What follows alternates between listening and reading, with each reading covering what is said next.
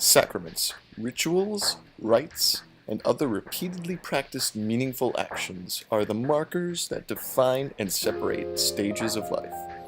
Weddings, funerals, bar and bat mitzvahs, graduations, school dances, birthday parties, retirement parties, etc., these are all societal sacraments, meant to delineate the stages of life and prepare the individual to let go of their past selves and grow into the necessary personality traits that the new stage requires of them.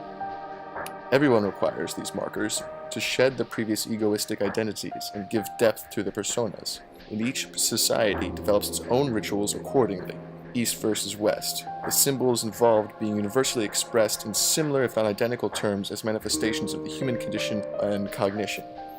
To quote Joseph Campbell, "The multitude of men and women choose the way of comparatively unconscious civic and tribal routines, but these seekers too are saved by virtue of the inherited symbolic aids of society, the rites of passage, the grace-yielding sacraments, given to mankind of old by the Redeemers and handed down through millennia."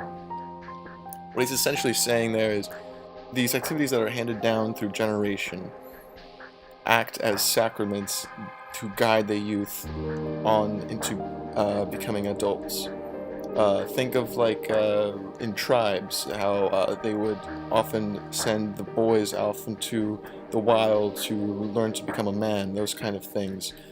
In the absence or loss of societal rituals, the ego manifests its own in dreams. Symbolic transcendence is experienced then by the subconscious state wherever the conscious itself cannot. This is to say that wherever society lacks a certain lesson for the individual will manifest their own lesson through their subconscious, through dreams.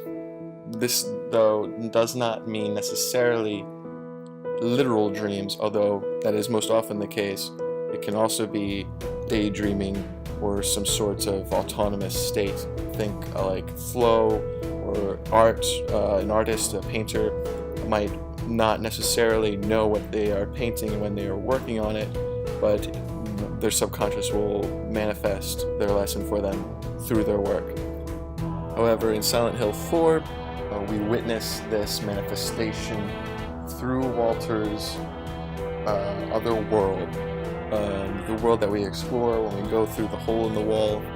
And it is important to note that the lessons that are manifested through the subconscious of a broken or neurotic ego, these symbols and sacraments are not themselves guides or paths to virtue as it would be in someone who has already progressed and become on the same level as the rest of their generation, but instead become signifiers of where the individual's problems lie in their personas.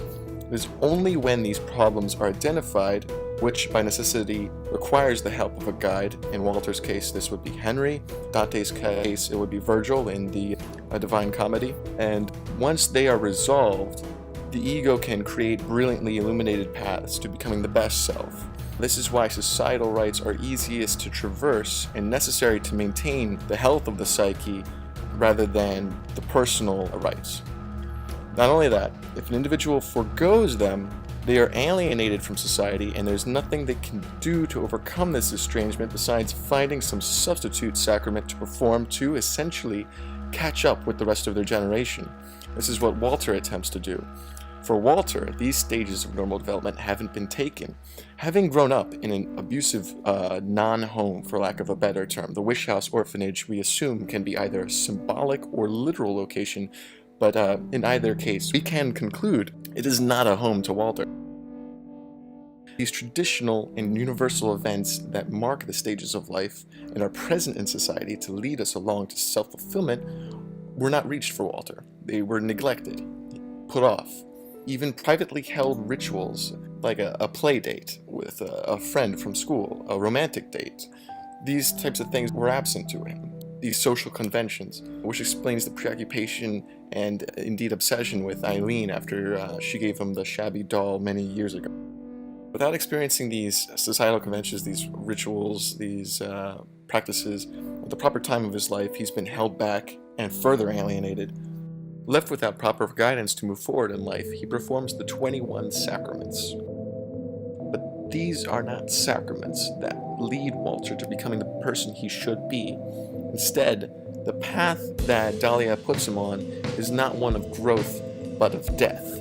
Without any guidance besides Dahlia and the twisted cult that he is surrounded by, he has developed a pathological ritual. It is the same reason that serial killers kill performatively. It is a self-created ritual spawned out of a broken, poisoned ego.